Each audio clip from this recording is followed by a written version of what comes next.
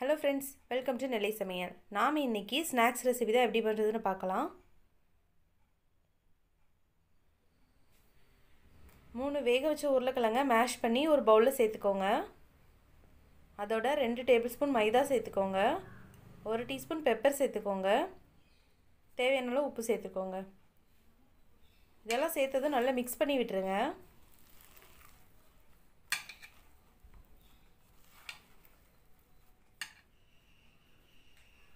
பாருங்க இந்த மாதிரி நல்லா மிக்ஸ் பண்ணி விட்டதும் கையில கொஞ்சமா எண்ணெய் அப்ளை பண்ணிக்கோங்க.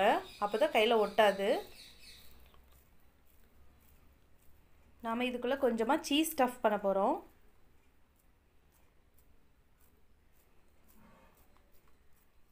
பாருங்க இந்த மாதிரி குட்டி குட்டியா கட் பண்ணி வச்சிருக்கேன். இந்த சீஸை இப்படி உள்ள வச்சு க்ளோஸ் பண்ணிடுங்க.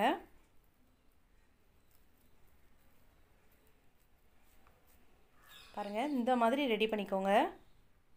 மீதம் இருக்க உருளைக்கிழங்கையும் இதே மாதிரி ரெடி பண்ணிடுங்க. இப்போ ஒரு பேனில் எண்ணெய் ஹீட் பண்ணிக்கோங்க.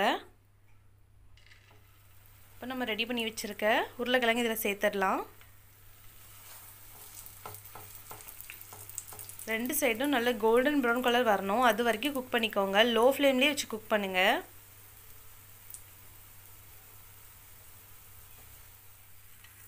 நீங்கள் பால் மாதிரி ரெடி பண்ணி டீப் ஃப்ரை கூட பண்ணிக்கலாம். ஆனால் அதுக்கு எண்ணெய் அதிகமாக தேவைப்படும். நம்ம இப்படி பண்ணும்போது நமக்கு எண்ணெய் அதிகமாக செலவாகாது. பாருங்கள் ஒரு பக்கம் வெந்துடுச்சு. நம்ம மாற்றி போட்டுடலாம்.